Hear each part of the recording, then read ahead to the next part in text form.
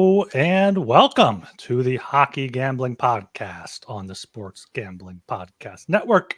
I'm your host, Ryan Gilbert, and joining me is my co-host, Joel Meyer. How are we doing today, Joel? Pretty good. Kind of chilly here, as you can tell. I got my hoodie on. But yeah, let's just go right to the weekend. Saturday was absolutely brutal in college football. It was like probably the worst day I've ever had betting college football. And yeah, that was it was miserable. But thankfully we have a group chat, a support community of sorts. And towards the end of the night, my guy, Knuckleheads, fellow Vancouverite friend of mine, and he found this horse. He likes to get drunk and he likes to bet horse racing. And he found this horse called Just Ask Joel. His odds were 100-1 to win at Canterbury Park. And he fucking hit. Like, whatever, I'll bet this. I'm having a miserable day anyway. I'm losing money all over the place. I'll just throw some bucks down on this. And he fucking hit. So Just Ask Joel wins at 100-1. And that basically saved my Saturday. After all that, the misery I was experiencing all day long on Saturday, and that just shows how stupid sports betting is sometimes, right? You do all this work, and it all goes to nothing, and then your ass is saved by some random fucking horse who has the same name as you. So yeah, that was a beautiful night after a terrible day. So yeah, shout out to Knuckleheads, fellow listener. Hopefully he's a fellow listener. I guess I listen to this too sometimes, but a listener of the pod. So I love that guy, especially now that he bailed my ass out. Yeah, just shout out Nux for that there. Yeah, I had a decent weekend betting wise. You know, I'm not a big football guy, but DraftKings, some other books had a lot of good boosts for the opening weekend to try to get some square bettors in there. I had high max bets, so most of them hit. So I came out pretty good because, you know, I don't know a ton about football, but I know when the odds are off. So I was able to come out profitable there. Hopefully there's some more boosts for this weekend. There's some risk-free touchdown stuff for every day. So doing that stuff. So yeah, it's been good to get a little bit, build up the bankroll a little bit before hockey season. No doubt. Yeah, we could talk about NFL, I guess. I mean, most of the NFL went my way, much better than college anyway. It ended on a down note, though, with the 49ers stomping the Jets. That was a fairly high leverage game for me. I know it's early on, but I do like the Jets this year, and I hate the 49ers, but the 49ers are apparently just the same team, so that's discouraging. But other than that, I think things look pretty good. Eagles beat the Packers. They lost their starting quarterback. The Packers did. And well, the Bears don't have much hope for them, as I mentioned earlier. But it's another Bears quarterback, right? It was 150 yards or something. And he was not, I don't even think it was that high. He looked terrible. And it was a total fluke win the Bears got over the Titans. So, yeah, it's not going to be a great year. Despite the win, it's one of the flukiest things we've had so far in either football season. Yeah, and I know the Bears have a few wide receiver injuries now too. Well, Rome has an injury, and then is it Keenan or DJ Moore? One of them is out as well. Like, so yeah, I think it's DJ, but Keenan Allen's probably going to get injured at some point too. He never lasts a full season, but he's old.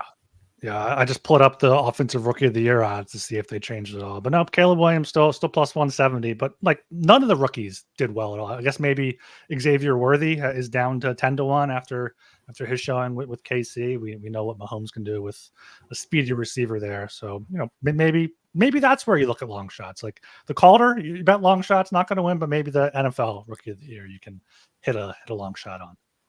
Sure, if the quarterbacks aren't any good, but I think that one of them will turn it around. I mean, it's not going to be Caleb Williams, I don't think. Jaden Daniels, I think his team is too bad. Maybe, well, the defense is awful, so maybe if Jaden Daniels has to carry the team, then he could win. He might be a better bet than Caleb. That's no doubt. Yeah, Xavier Worthy, totally agree with that move. He only caught 3 passes, but 2 of them were for touchdowns, I believe. So yeah, that makes a lot of sense. But yeah, it's a crapshoot this early. I tend to like. These days, I stay away from the awards markets in the NFL, except for the big long shots, and just wait till things happen and pounce when, like right after a game is the best time to bet these things, like before the market goes crazy. And usually like week 8, week 9, week 10 is when you start doing that. Yeah, I mean, that makes sense. I mean, yeah, betting during games or before the market moves. Like with the whole, while we're on the football conversation, like the different books dealing with the McCaffrey injury and the Jordan Mason props and trying to like void them out or like change the odds or whatever. So no, you're a sports book. It's the single game on Monday night. Be on top of that shit when the injury reports come out. Like you can't screw over the bettors like that way. Yeah, I heard one book, ESPN Bet. They're not a sponsor, so we can mention them. They didn't even have NFL live lines up. Our guy Smitty was telling me. So that's even more stupid than the McCaffrey thing. Like, how do you not have NFL live lines up on week 1 during the games? I don't, that really blew my mind. But yeah, you're totally right about the McCaffrey thing as well. And people complaining about it are stupid too. I don't know.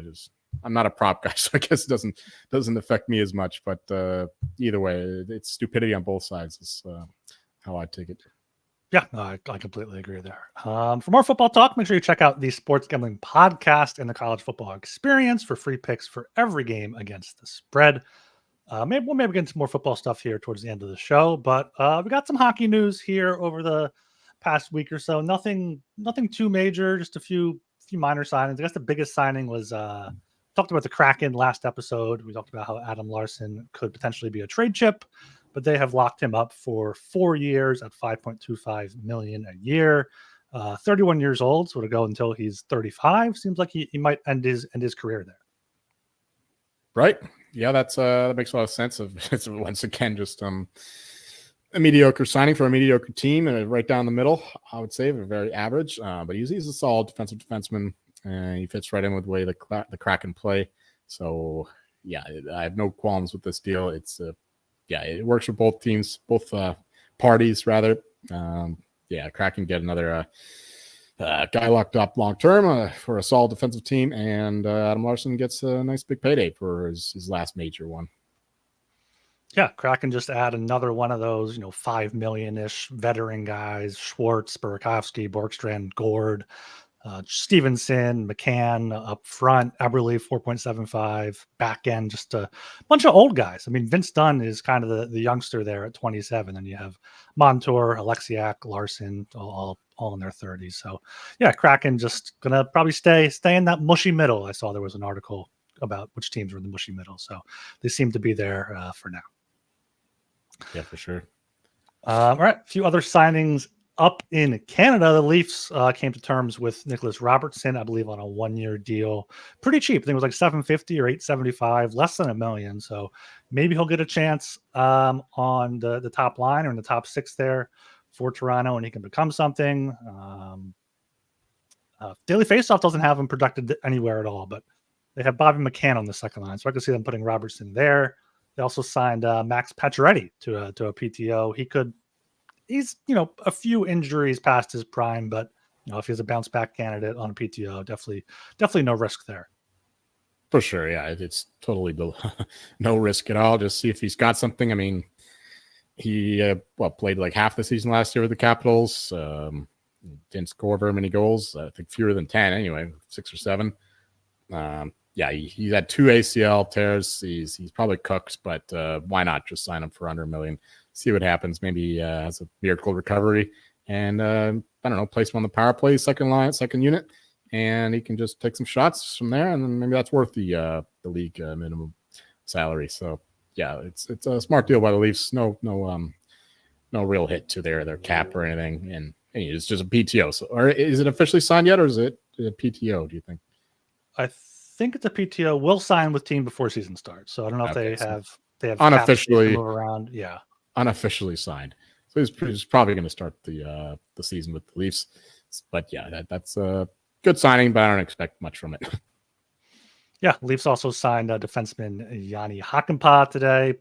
Former star, played $18.39 a night for them. So big right-handed shot defenseman, gives them some physicality there in the back end. 6'6". Yeah, he is big. Yeah, he'll fit in with the way that Bruce wants to play. Yeah, definitely there. And then your Colorado Avalanche brought back Pierre-Edouard Bellemare, former Flyers legend. I believe that's a PTO, right? For camp. Yeah. I wouldn't be surprised, though, if he succeeds in his professional tryout and joins the team officially. yeah, he was a solid member of the team a couple of years ago, and a solid member of every team. Really, he's a fan favorite, and the players love him. So yeah, it's good to have him in the locker room at least. He doesn't have much to give on the ice anymore, but a few minutes every night, and he'll be a solid contributor, I think. But more for the off ice stuff that he'll be important for. Did he win the cup with you guys, or did he just miss that? I think that was the year before. Yeah. Pebbles. Too bad there for Pebbles. While we're speaking of the Avalanche, I had this thought come to my head with Crosby becoming a free agent and him being best friends with Nathan McKinnon. Do you think the Avalanche could take a run at him next offseason? Who's that? Crosby. Oh, it does seem like he's just going to resign in Pittsburgh and play out his career there. But best buds with McKinnon, so it's a possibility. No, I don't think that that's happening. I think that he's going to live out his days in Pittsburgh. I mean, be happy if it's wrong. If I'm wrong, there's also chatter about the Canucks wanting him, given all the connections the front office here has with Pittsburgh. So. I mean, these are all pipe dreams, I think, just stuff crafted out of rumors and, just dreams. And I think that he's just going to stay in Pittsburgh as like Mario did.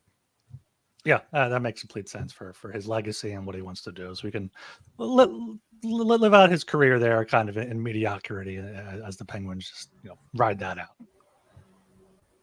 All right, before we get into our team previews, we are brought to you by Underdog Fantasy. Underdog Fantasy Pick'em gives you a chance to win 1,000 times your entry. The NFL is back, and there are a ton of Pick'em specials to get you started, plus great action for college football. Their lobby is jam-packed with profit boosts and no-sweat entries. So sign up with promo code HGP to claim your special pick and first-time deposit offer of up to $1,000 in bonus cash.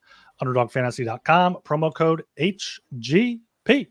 All right, we're finally moving here up to the top half of the Pacific Division after going through the Sharks, Ducks, Kraken, and Flames. Now moving ahead to the Kings and the Knights. These two teams very, very close in the point totals. Only 1 point separates them.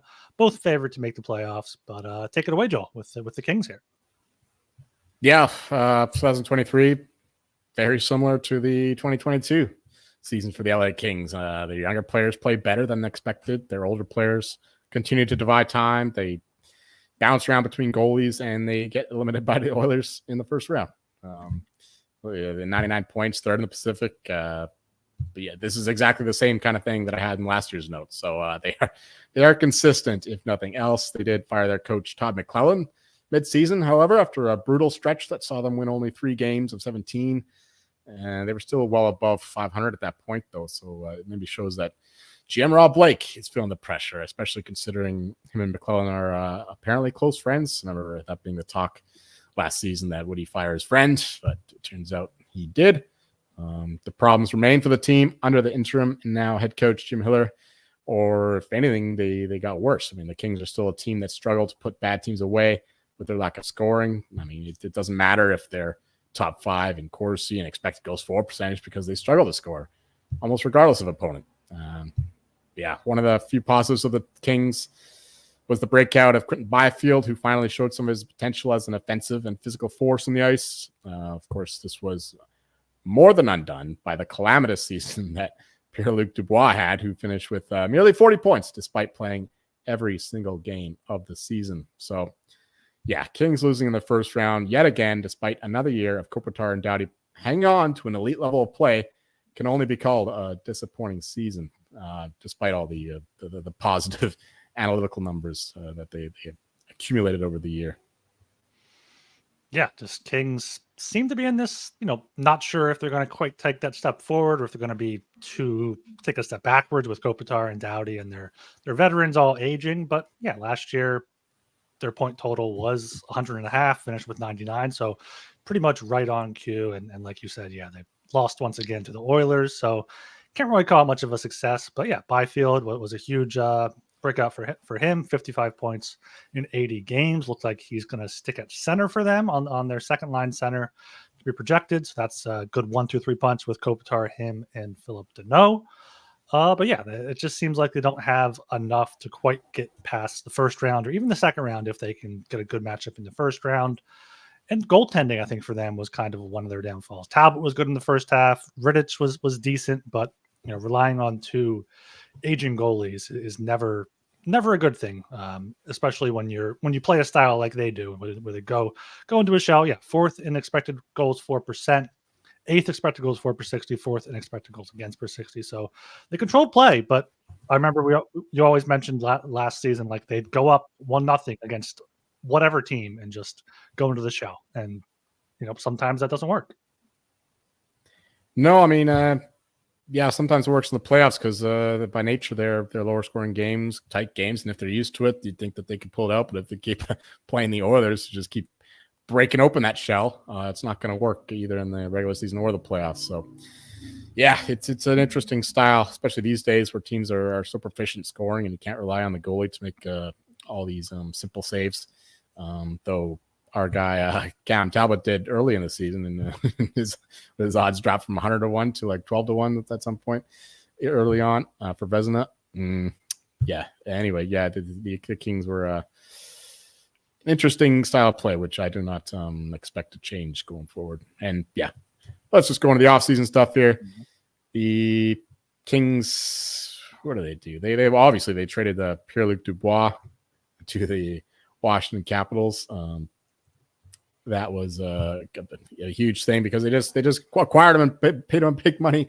So this is another reason why Rob Blake is going to be under the blade on the hot seat. I said in my notes last year that it was another good offseason by Rob Blake, but how perspectives can change in the course of a year. The Dubois trade was supposed to make the Kings magnificent down the middle with Kopitar, PLD, and Danault being by far the best three defensive centers on one team. Well, the Kings are still great defensively, but they lost the scoring they had with Iafallo, Velarde, and Capari going the other way to the Jets and whatever they were contributing. There's also the Sean Durzi trade, which looks a lot worse now that he has become arguably the best Coyotes defenseman. Yeah, now another Dubois trade. If he continues to play poorly, Blake at least limited some of the damage by getting his huge salary off the books. But if he reverts to the player he was just 2 or 3 years ago, it's yet another L for Rob Blake. So either way, he dug his own grave with this one. If the Kings don't make it past the first round this year, I think he's a goner. You got to maximize the remaining years of Kopitar and Doughty, and Rob Blake is clearly not doing that at the moment. Yeah, they also lost Victor Arvidsson, one of the few proven scorers they have on the team. They brought in Tanner Jeannot, Warren Foegele, and Joel Edmondson, which tells us they're just doubling down on their identity rather than exploring something new, like scoring more than 2 goals a game. I got to settle with a C+ for now. It would be a C, but they did get Byfield signed long-term for a pretty good number. So we'll settle with the C+ for the LA Kings and Rob Blake.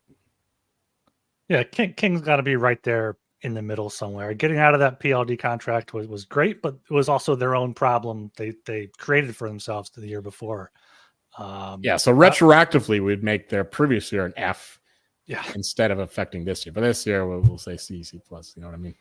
Yeah. I saw Friedman said on the new 30 Thoughts podcast that he heard a story that Rob Blake suited up in the pads and went on the ice with Dubois in practice and talked to him about battling and playing hard. And apparently that didn't get through to Dubois. So yeah, they got rid of him and traded him for Darcy Kemper, another aging goalie after letting Cam Talbot go in free agency. So we'll see how that pans out for them. Matt Waugh, losing Matt Waugh on the back end. Matt Roy, I don't know how to pronounce it, to be honest. Played 20 minutes a night for them, only behind Drew Doughty in terms of ice time. So that could be a big loss. Didn't really replace him with much. Kyle Burrows, Joel Edmondson, and Caleb Jones. Maybe Edmondson could be a guy, but he seems more to be like a second, third pair option. So, yeah, Kings didn't really do much to replace the scoring. Like you said, Arvidsson, when he was healthy, he was a good goal scorer. Getting out of Dubois is good, but they didn't really replace him with a center. I guess they're hoping Byfield takes that spot. But yeah, for the most part, Kings probably could have done a bit more, but they're kind of also stuck in their ways there with the problems that Rob Blake has created for himself. So Kings appear to still be stuck in that middle of the Pacific, and yeah, probably C+ for their offseason. Matt Roy is American, so I presume he would say Matt Roy. That makes sense. Wa. Yeah. Not Wa. If he's from Quebec, then it'd be Wa. Okay. Yeah, projecting forward, we got the Kings here at 96.5 points, minus 220 to make, 2-1 to miss. Obviously, shopping around there, that's some pretty decent vig if it's just at one book. And yeah, I don't think that this season will be too different. But the expectations have to be the same. They have to be expecting to go deep in the playoffs, certainly deeper than the first round. Doughty will be turning 35. Kopitar just turned 37. Yeah, they play a style of game that's not as affected by age, but their ability to stay healthy and play at this level can only last so long. Of course, they still have a strong pool of youth behind them, but there's no doubt it'll be some time before they can replicate what those two Hall of Famers are still contributing. I still don't like the identity of this team. It's not really fit for winning games in this new, faster, more skilled NHL, like we were saying before, where the normal total for a game is 6.5. They lost the scoring. The goaltending is again in flux, switching Talbot for Kemper, who struggled and lost his starting job in Washington. With the Flames falling back and the Ducks and Sharks unlikely to push them, the Kings might be able to hold on to a fourth seed in their division, but they'll be at the mercy of what happens in the Central, where we can easily see 5 teams making it and knocking the Kings out of playoff contention. This is a team that struggled to win games as big favorites under Hiller last season, and with the Sharks, Flames, and Ducks in their own division. They'll be giving away far too many points to these shit teams to be called a lock for the playoff spot, especially because these teams play hard against them, right? The Ducks and the Sharks, they play in the same state, whatever. It's a kind of rivalry, so they'll actually get better games from them than, say, I don't know, the Sharks play the Devils or something like that. They'll be fighting harder to play the Kings. So they won't be able to get all these easy wins that some of the other teams in the division will be able to. Betting wise, we can only be looking under their point total. I think the missed playoffs is actually the best bet here. 2-1. I think that the Oilers, Canucks, and Knights are pretty much a lock for the Pacific. And then, like we were saying before, at least 4 from the Central getting in, and probably 5. I would think so. And Wild are at minus 140 to make the playoffs, around that. And then Kings are 2-1 to miss. So I'll take the 2-1 there and just hope that I'm right about the 5 teams making it in the Central. So that's my best bet for the Kings. It would be 2-1 for them to miss the playoffs. Yeah, I have to agree there. I can't buy this team in any fashion. Maybe if I got a plus odds on them to get like 100 points, but that would just be a plus maybe 120, 130 around there. And yeah, I can't really buy into this team too much. Also their biggest offseason change was changing back to those great black and gray logo and the jersey. So that's a big change for them. But like you said, yeah, division around them. They play the Ducks and Sharks, and they care about beating them in the rivalry, which will definitely impact how the Kings, their point totals and whatnot. And yeah, Kopitar and Doughty, another year of wear and tear on their bodies. Doughty played 25 minutes a night last season. He's getting up there in age as well. So I can't. Minus 220 to make is too much. Plus 650 to win the division. I don't think there's a chance that happens with both the Canucks and Oilers significantly ahead of them. So if anything, 2-1 to miss for the Kings would be the bet here for their future. Where are the goals coming from? Just looking at the lineup here on the daily faceoff. I mean, Adrian Kempe was a brilliant goal scorer 2 years ago, but he slowed down last year. Other than that, I mean, Quentin Byfield, maybe he takes another step forward, starts putting a puck in the net a lot more, but Kevin Fiala, I guess, a few goals here and there, but I don't know. I just see a lot of mid players here in terms of their offensive play style. I mean, a lot of guys can play great two-way, but in the forward zone, there's not a lot of real icebreakers. So yeah, Tanner Jeannot, there's another one on the fourth line there. He's another two-way player. Alex Turcotte, Warren Fogle, another new addition. These guys are all like just I don't know, mid players. Like they can do their job defensively, but not a lot of action going forward. So yeah, I just don't see a lot of goals this team, and you need goals to get by in this new NHL. So yeah, I just don't like them to do a lot here. Yeah, like they have decent depth, but yeah, like you said, the scoring. I mean, Trevor Moore led them last year with 31, Fiala 29. Kempe 28, Kopitar 26, Byfield 20. So maybe they can replicate that with Byfield, growing a bit. Maybe is Alex Laferriere any good? Like, why is he on the top line? He's 23 points in 81 games last year. Like, is he highly touted, third round pick? He's the only 2020 fastish winger, so they got to put him up there. These guys are just the Kraken, like an upgraded version of the Kraken, like slightly upgraded, I guess, because they have Kopitar and Doughty and Byfield. They have a little bit of star power, I guess, but on the older side, at least with Kopitar and Doughty. So yeah, it's just very average to me. Brant Clark on the blue line too could be a good addition for them, but I don't know how much that's going to do offensively for him. Yeah, he's more of a defensive guy too. So you're right. It's not going to do a lot offensively. And the blue line, they're not getting anything from these guys. Gavrikov, he's a defensive defenseman. Joel Edmondson, defensive defenseman. Mikey Anderson is probably their. No, he's defensive too. I mean, Drew Doughty is the only one, and he's 35. Like who they got on their power plays? Let's see, power play Doughty, and then Brant Clark, quarterback in the second one apparently. Okay, so yeah, Brant Clark he's got a lot of potential. We keep hearing about it. Kind of disappointed last year. We wanted to see more from him, but yeah, it's. I don't think he's going to be able to compensate for a lot of their other deficiencies. No. Yeah, and you can't trust their goaltending with Kemper and Dave Rittich. Maybe they have the way they play, their defensive system can stand up in front of them, but I don't trust Kemper or Rittich at all. Parker the Underbetter in the chat is saying Laferriere came on strong at the end of the season. That's Alexis Lafreniere, whatever, and for the Rangers, not Laferriere here for the he's from Quebec. Yeah, so you can get those guys confused, but yeah, Alex Laferriere had 23 points last year in 81 games in his rookie year, so not very promising for the Kings. All right, before I move on to the Golden Knights, we are brought to you by BetUS. Bet with the best in the business, BetUS. BetUS has been around for more than 40 years. Bet anywhere. BetUS is available in tons of locations, including internationally. BetUS has a massive props menu, same game parlays, and some of the best boosts in the business, plus an all-new live betting experience. Easily deposit using cryptocurrency and get lightning fast payouts. Use our link to sign up and get a 125% deposit bonus on your first 3 deposits. Go to sportsgamblingpodcast.com/betus. That's sportsgamblingpodcast.com/betus. So they know we sent you. BetUS, America's favorite sports book. And make sure you check out Rhythm. Rhythm is the #1 AI-powered sports betting platform that helps provide bettors of all levels the ability to build custom predictive betting models in seconds and get predictions for betting on money lines, spreads, totals, and props. Build your own model, copy one of the top performing models from the leaderboard, or press build a model for me. And Rhythm gives you predictions for every game and player prop, and also has a myriad of stats, research, and trend analysis to give you even more betting insights. Claim your 7-day free trial today by going to sportsgamblingpodcast.com/rhythm.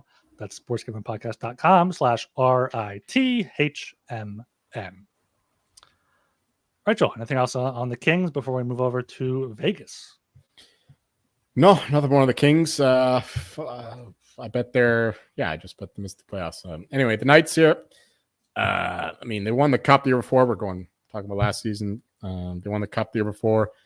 High expectations, but there was obviously a huge potential for a letdown. You win a Cup and you come back in for the next season. It's gonna be a tough one. I mean, especially early on in the season where they were carried by Aiden Hill. I mean, they didn't play well. They were terrible defensively. They couldn't score a ton of goals.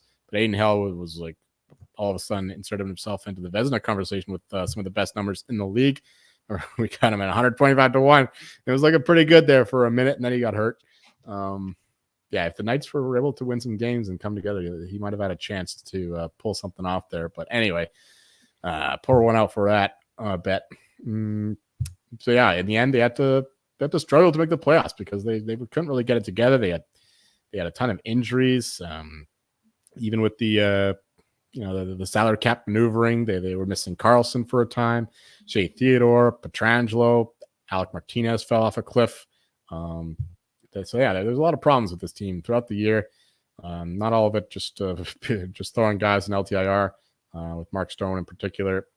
But yeah, they actually led the league in CHIP, which is the cap hit of injured players, and they led it by margin. By the way, it wasn't even close. And Blackhawks were second, and you know how many guys they're missing all year long. So maybe we'll see some regression positively in that respect this season. But last season that had a lot to do with their struggles. Yeah, they went for it with the trade deadline. They brought in Thomas Hertl, Noah Hannafin, who is the clear 1-for-1 replacement to the left-handed D with Alec Martinez, who is pretty much cooked at this point. I mean, it makes sense. We were just talking about the Kings. Like, he was with the first Kings team that won the Cup, and that was when he was really in his prime. So you can understand why he's not exactly the same player. And yeah, when they're in the playoffs, though, they elevated their game, which you can kind of expect. You know, like we were saying, it's a huge letdown playing this whole big regular season after winning the Cup. But once you get back in the playoffs, games mean something again for this team. And they pushed the informed Stars to 7 games. In fact, they're leading the series 2-0. I think the Stars are the better team almost throughout that series, but still, the Knights were far better in the playoffs than they were in the regular season. They play their best hockey when it mattered. Yeah, it's just expected considering letdown of winning the Cup and then having to go through the grueling regular season. It's hard to criticize the team too much for their mediocre analytics last year, and they were struggling to make the playoffs, as we said. It's it's just I can't say it's a disappointing season because they just won the Cup. You have to take that into account. But considering the talent of the team, I guess you would say it's disappointing in a vacuum. So we'll give them a B-, I guess, for the season, just allowing for the context of them winning the Cup the year before.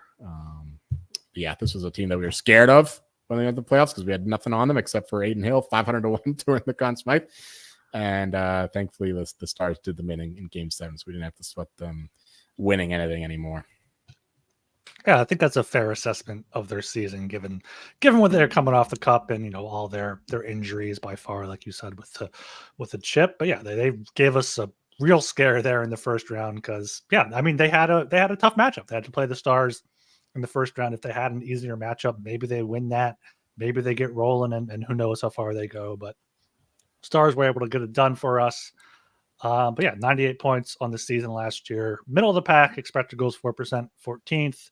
16th in goals for per 60, 11th in expected goals against per 60, 11th PDOs, just kind of like a mid team there. But, they're with the injuries, with them just competing every single year, it's, a little bit impressive that they were able to make the playoffs given their injuries and whatnot. But yeah, it's going to be we'll get to the offseason and get to this next season. But yeah, last year, a lot of people were talking about if the Knights could miss the playoffs, they can fade them, because of, especially with the Adin Hill injuries. After he had a good start to the year, he only ended up playing 35 games. So I guess that's a decent amount for a 1A, 1B type situation there. But yeah, Golden Knights last year seemed to be, everything was gravy for them after winning the Cup, and they were almost able to push the Stars to Game 7, almost able to make a playoff run there. So yeah, I think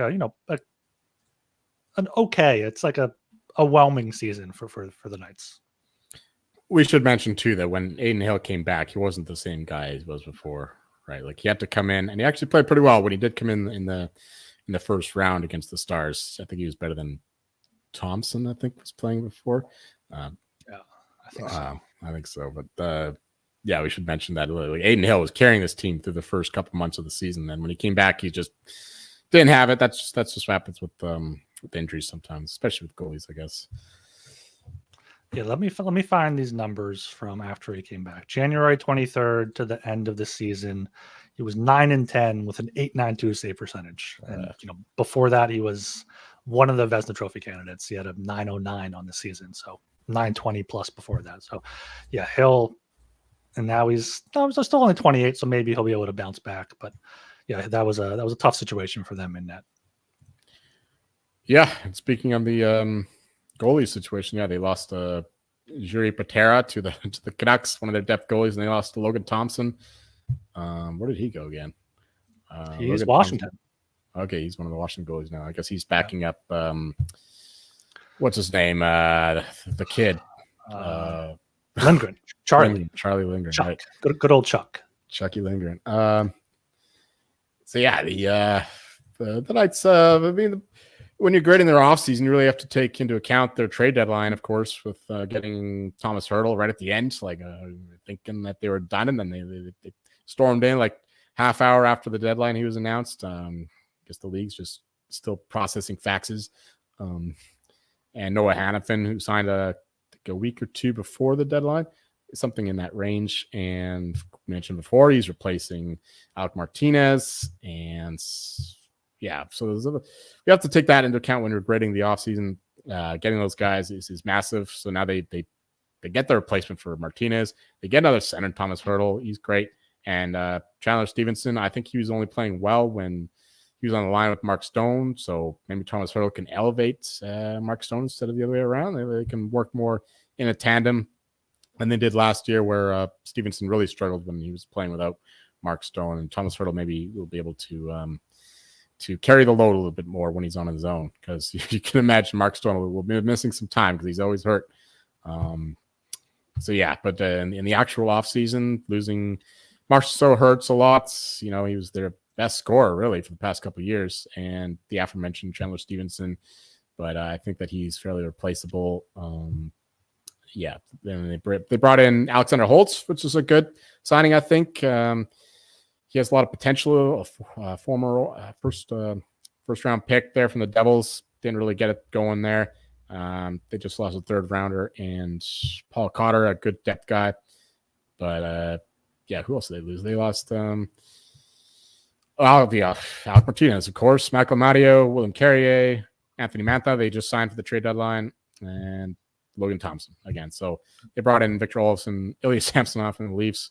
So yeah, it's funny, the rotating the tandems they got going with the Knights. Just really epitomizes how they treat players in general, just constantly bringing in new guys and getting rid of the old ones. I like it though. It's fine because it shows that that's how you got to treat goalies these days when you don't have a Sorokin or the like. So yeah, I think that considering the trade deadline, we'll give him a C+, B-, something in that range. It's another mediocre thing. I mean, losing Marchessault hurts a lot, but other than that, I think that they didn't lose too much, considering how much talent they have and how much they're paying players. They're still a mighty strong team on paper, so they're keeping most of the team intact, and they're getting rid of the guys. It's like, they got out of Alec Martinez at the right time. Bringing in Noah Hannafin was brilliant there at the trade deadline. So I loved it. Maybe we'll a solid B. I think we'll stick with that if we merge the trade deadline and the offseason together. Yeah, I think that's good. Like, people are hating on their offseason because they lost Marchessault, lost Martinez, lost Thompson. But like, if you look at it by position group and include the deadline, okay, they lost Marchessault and Stevenson. Replace that with Hurdle, who's an upgrade on Stevenson, and didn't really replace Marchessault too much, but got Holt some depth scoring.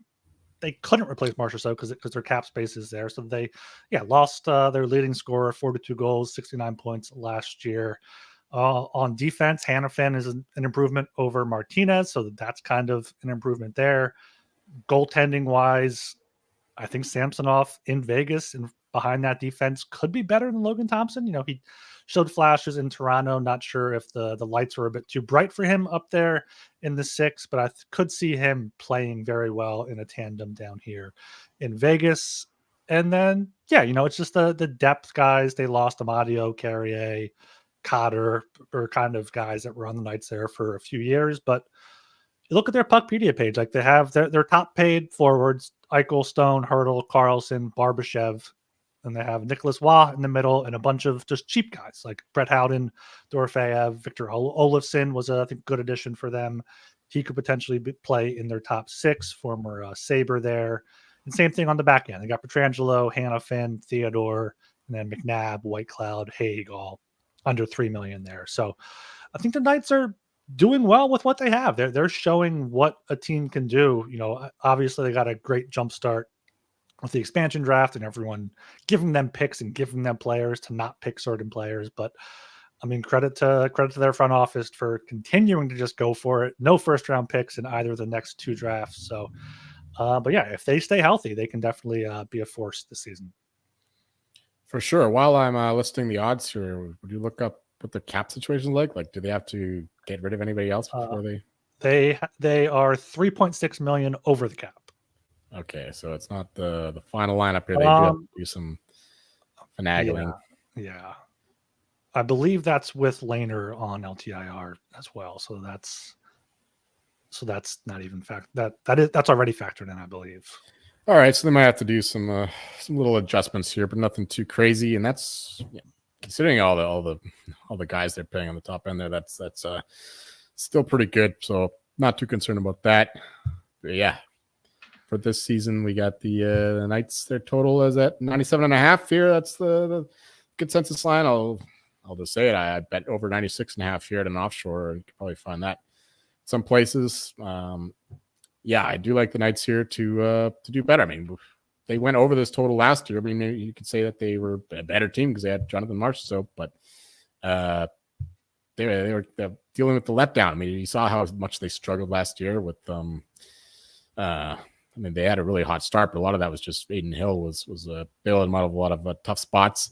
Their analytical numbers weren't great, and maybe that's another reason for them to say maybe they'll decline again here to this season, but I don't think so. I think that they'll be a better force, a better team, a healthier team, I think. Like we said before, they're number one in chip by a mile, and even if you adjust for the LTIR maneuvering, it's still I think we'll see some healthier guys this year. Petrangelo's getting up in age, but a lot of the guys are still in their prime. So yeah, I do think that the Knights will be a better team. They just need to play better defensively. Like they were allowing so many terrible chances, and Adin Hill, thankfully, early on for them was really good. Maybe a full season of Hanifin is the answer, as Martinez again fell off a cliff last year. He's gone, and Hanifin I think is a major upgrade there. And he adjusted and played well immediately last year. Like he just came in and just went right at it. Like his first game wasn't good, I remember, but his second game he just looked like a natural. Thomas Hertl, on the other hand, he didn't quite fit in immediately, but he was coming off an injury, so maybe if he has a fit off season, a full recovery, he can play better and play much more like he played like when he was in his prime with the Sharks, which is important. So considering his cap hit. So yeah, it's a weak division. I think they're still a better team than all of the teams in the division, but Oilers and the Canucks, I think by margin at this point, considering I'm down in the Kings. So yeah, they lost some depth. They lost Marchessault, but I think they're still good enough to make the playoffs here and probably clear this point total as well. So yeah, I like the Knights here to be the 3 seed in the Pacific and to go get at least 98 points.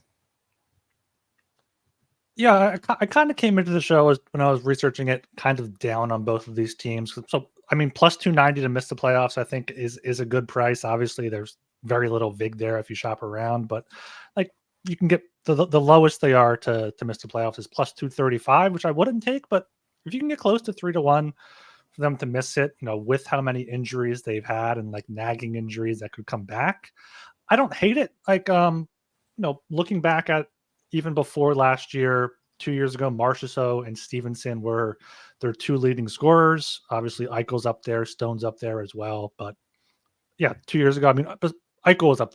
Eichel was number 1, and then Stevenson 2, Marchessault 3, Riley Smith 4. So like they're missing 3 of their top 4 scorers from 2 years ago. Hertl's not as good as I remembered. His career high in points is 74 and then 64. Maybe he can find it here if he can play with Mark Stone, if they're both healthy for the entire season. But it is tough to kind of fade this defensive group. Like Hanifin, Pietrangelo is an elite top pair. McNabb, Theodore, still very good. And then Nicholas Hague, Zach Whitecloud is a strong third pair. So that's what's giving me pause in completely fading the Knights here. If I were to bet one of these two to miss, we already said Kings 2-1 to miss. I like that, but I think this at plus 290 is better for them to miss. They're due to fall off a cliff at some point, or at least have just one outlier season where they're not going to make the playoffs. Hill, I think at this point might be high on the injured. Kraken. You're high on the Kraken. Right? I am high on the Kraken coming into this season. I like Dan Bylsma. I'm not sure if they'll make the playoffs, but I mean, you're kind of talking me into the 5 teams from the Central. So yeah, there has to be a third team in the Pacific. I guess I'm higher on. I'm similar on the Knights and the Kings, but at plus 290 versus plus 200 to miss, I'd rather bet the Knights to miss. But if you're high enough in the Kraken, you could just bet them at a big number to make. I could do that, yeah. But yeah, I'm not sure if I'm high enough on the Kraken to do that. But yeah, you can't bet both of these teams to miss. So if you were to bet one, bet Vegas. I haven't bet any futures personally yet for the season. I'm going to do that in the coming weeks. But yeah, I'm kind of wishy-washy on both of these teams, but I'm down on both of them. I think they're both getting older, both goaltending situations I don't necessarily trust too much, even though I think Samsonov has a high ceiling, but he also has a pretty low floor here in Vegas. Vegas's defense, like I said, does give me pause to completely fade them, but just looking at this offensive group, I don't know where they're getting the goals that they lost from Marchessault. So if I have to buy or sell the Knights here, I'm gonna sell. I'm gonna go plus 290 to miss. Yeah, because I think the Oilers and Canucks are still really good.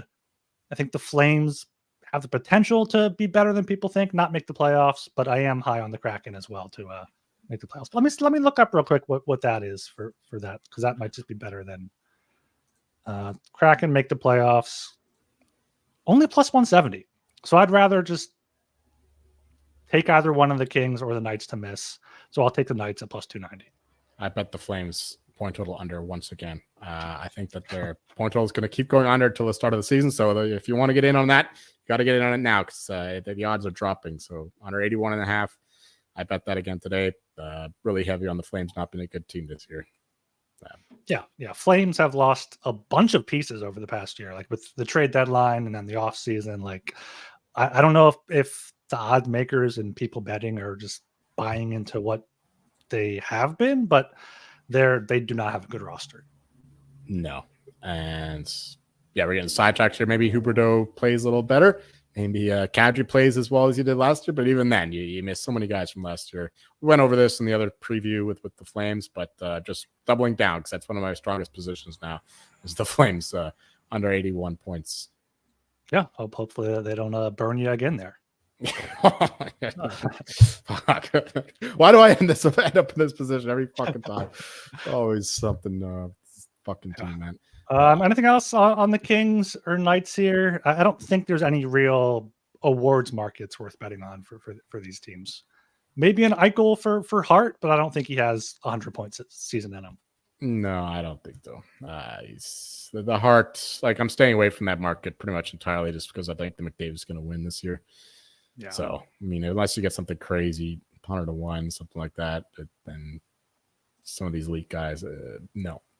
Yeah, Eichel 70-1 is the best odds out of both of these teams. Maybe a Kopitar for Selke or Selke odds still out there. Yeah, they're out there. Actually, a couple books now, which I like. But hopefully, they stay up the whole season long. Yeah, Kopitar 20-1 to win the Selke. That would probably be the best awards look for these teams. Not for me. No, not for you. Not for me. I don't like the Kings, so I'm not going to bet him at 20-1 to make win the Selke. It's a fair point there. Yeah. All right. Anything else here, hockey wise, before you get into maybe some football bets for the weekend, or are we good here to close it out? We could talk some football, I guess. Let's see. Are we recording tomorrow? You think? I'm going on a hunting trip on Friday, so I can't record tomorrow. All right. I'm working late for Thursday Night Football, so yeah, get your football takes out. All right. College, like I haven't dug in too deep. Like I said, I'm not going to be here this weekend. But yeah, I don't even really like these bets because my confidence is shaken after the miserable Saturday. So let's just go right to the NFL, which is very good for me. What do I got for the NFL here? I liked a lot of stuff has moved already, but from what I do have currently available, you could go with the square bet. It's moved like 8 points, 8.5 points, because the Packers lost their starting quarterback, Jordan Love, and you got to start Malik Willis. Is that enough of a downgrade from 5.5 to -3 for the Colts? I don't think so. I bet the Colts. I think Malik Willis can't play. So I love the Colts to win this game. At margin, they were actually impressive in their loss to the Texans. Texans were very good too. So it was a tit for tat kind of game. I think the Colts are going to be good. Anthony Richardson can fucking launch the ball like Josh Allen. Yeah, Colts, I think, are live there at -3. Like the Broncos +3 against the Steelers. Steelers going west, altitude game. When Tomlin is a favorite, you don't really like him. And the Broncos, well coached. I don't think they were terrible against the Seahawks. Offensively, they weren't great, but I think the Seahawks defense is that good. And defensively, I think they showed me a lot of things. So Broncos +3 against the Steelers at home on Sunday. Those are my two best bets. I mean, I got some other stuff here, but Seahawks, if you can still find a -3, that's great against the Patriots, who dumped the fucking the whole, like, they won the Super Bowl on the coach Gerard Mayo when they beat the Bengals. They did the Gatorade bath. So I think the Seahawks, I love the Seahawks this year. So them going into New England there, even at 3.5, I think you could take the Seahawks. So yeah, those are a few NFL bets for you guys. Yeah, I mean, all throughout Chargers -5.5, -6. I mean, I know the Panthers are pretty shitty there with Bryce Young. Chargers are looking decent with Jim Harbaugh there. Look at some decent teaser legs. Cowboys at home against the Saints, Ravens at home against the Raiders, both 6.5, 8.5. Seems like could be a good teaser spot there if you're into that. Yeah, I totally stay away from teasers, especially these days, because they keep increasing the price. Unfortunately, like when it was at -120, you could find that still. That's good. They do the long legs where you go across the 3, across the 7. But nowadays, it's just now they're always charging -125, -130. So it's very hard to do it, especially early in the season when we don't know as much about the team. So it makes the point less valuable, if you know what I mean. That's a good point there. Good point. Yeah. Yep. All right, then. Make sure you are subscribed to the Hockey Gambling Podcast, wherever you listen to your podcast. If that's on Apple, leave us a 5-star rating and review, and I'll read it here at the end of the show. Follow us on Twitter at HockeySGPN. If you're looking to get involved with the show, social, guest host, whatever, you can reach out to us there. You can get in the Discord, sg.pn/Discord, or reach out to myself on Twitter. I'm Ryan Gilbert. You can follow me on Twitter at rgilbertsop. And I'm Joel Mine. You'll find me answering Trevor in the chat's question. Hunting? What are you hunting for? Myself, I'm a drunk. I stay up all night. I don't wake up early enough to go get the deal. Leave that to my brothers, my dad. I'll be hunting for, I don't know, loose cans of beer rolling around the fire late at night as I lose them when I'm stumbling around. But yeah, it'll be You're fun. just along for the ride. You're just having a good time. Yeah, just bring the family drunk. Nice. All right. See ya.